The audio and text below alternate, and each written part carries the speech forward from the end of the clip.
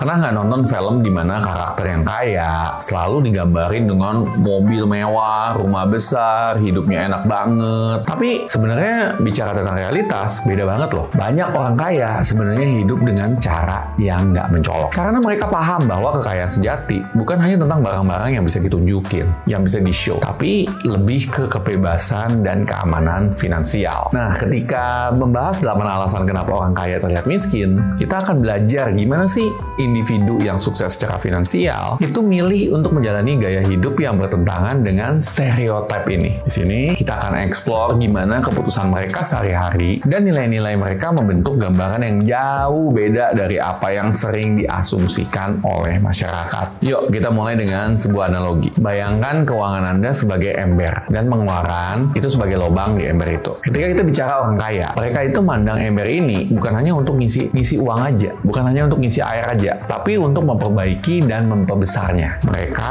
memilih untuk membesar ember ini dengan cara investasi daripada membuat lubang yang lebih besar dengan cara konsumsi. Bicara orang kaya nih, Warren Buffett sebagai contoh, hidup dengan prinsip, jika Anda membeli hal-hal yang nggak Anda butuhkan, segera Anda akan menjual hal-hal yang Anda butuhkan. Dan bicara tentang ini bukan hanya tentang hemat uang aja ya, tapi juga tentang memahami nilai sesungguhnya dari uang itu sendiri. Ketika kita invest, kita membiarkan uang bekerja untuk kita. Sama seperti nanam pohon. Awalnya kita hanya menyiram dan merawat, tapi lambat laun pohon itu akan tumbuh dan juga memberi kita buah tanpa henti. Hal kedua, menjaga privasi dan keamanan. Sekarang, coba bayangin Anda memiliki sebuah rumah dengan banyak jendela. Semakin banyak Anda memamerkan barang berharga di rumah itu, semakin banyak orang yang bisa ngelihat ke dalam loh. Dan ini adalah metafora untuk privasi dan keamanan dalam kekayaan. Menampilkan kekayaan bisa jadi merupakan sebuah undangan bagi perhatian yang tidak diinginkan,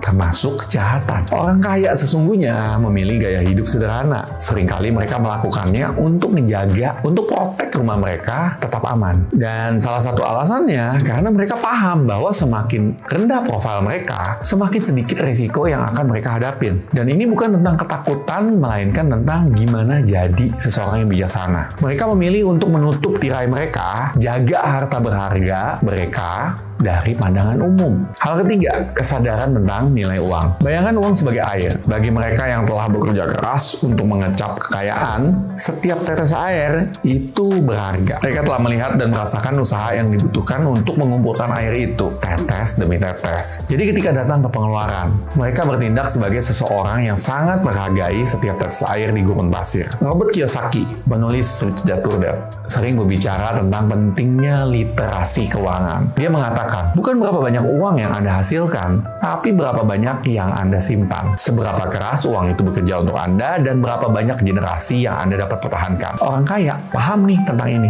Mereka tidak hanya menghemat uang, tapi juga memastikan uang itu bekerja untuk mereka melalui investasi yang cerdas. Dan hal keempat, menghindari perbandingan sosial. Pernah dengar nggak lagu Dibanding-banding ke?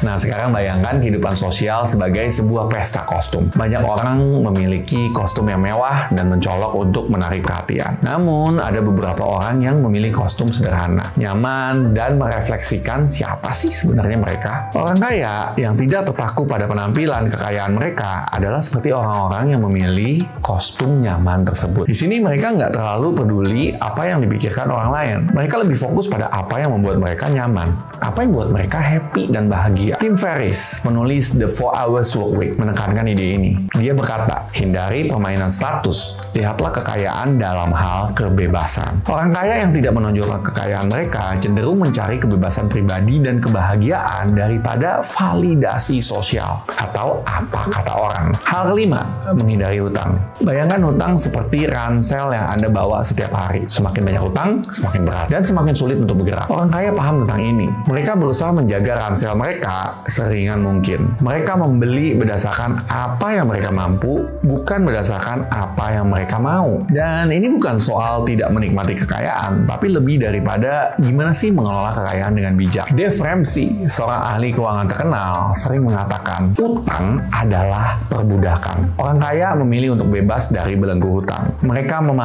ngerti bahwa hutang, terutama ya, hutang konsumtif, adalah beban yang dapat menghambat kemajuan finansial dan pribadi mereka. Hal keenam, konsistensi gaya hidup. Konsistensi gaya hidup bisa diibaratkan seperti mengenakan pakaian yang nyaman setiap hari. Anda tahu pakaian apa yang cocok, yang buat Anda merasa baik, dan Anda memilih untuk memakainya terus-menerus, meskipun sebenarnya bisa sih beli yang lebih mahal. Orang kaya yang mempertahankan gaya hidup mereka, walaupun telah mencapai suatu tingkat kekayaan, lebih fokus pada apa yang bisa membuat mereka bahagia dan nyaman, bukan pada apa yang dianggap masyarakat sebagai simbol kekayaan. Seperti, kamu kalau kaya harus punya ini loh.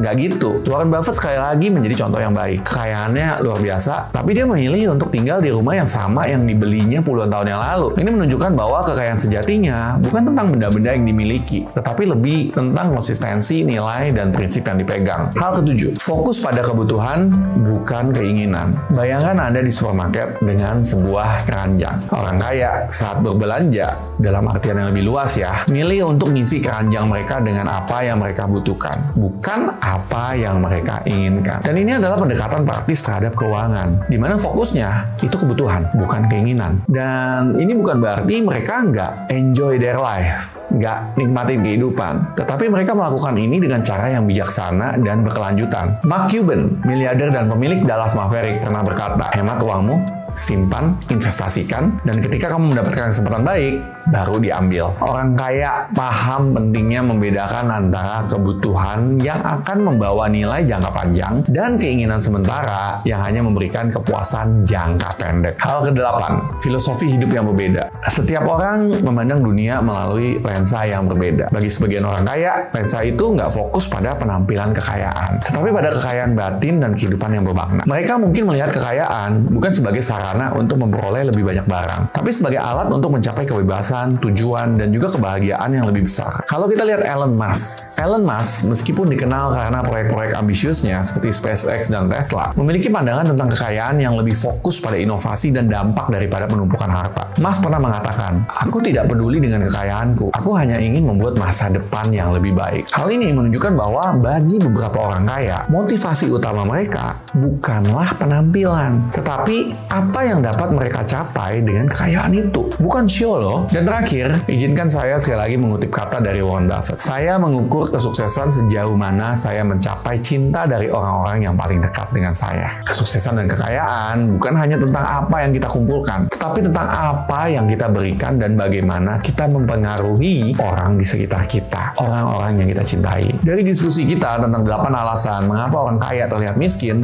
kita belajar bahwa kehidupan yang sederhana seringkali merupakan sebuah pilihan yang disengaja, yang memungkinkan kita untuk fokus pada apa yang benar-benar penting, apa yang benar-benar bermakna. Semoga kita semua terinspirasi untuk mengejar kekayaan dalam bentuknya yang paling murni. Bukan hanya dalam akumulasi materi untuk nunjukin orang, tetapi dalam kekayaan hubungan, pengalaman, dan juga kepuasan pribadi. So, itu aja dari saya. Semoga bermanfaat. Dan ingat, jika Anda menginginkan saya sharing lebih jelas lagi tentang poin-poin di topik ini, atau ada yang ingin Anda tanyakan, silakan tinggalkan jejak di kolom komentar, dan semoga itu bisa jadi next topik yang akan saya bahas nantinya. Saya Coach Yudi Chandra, mau bisnis mau sukses, ubah nasib, yes, pasti bisa.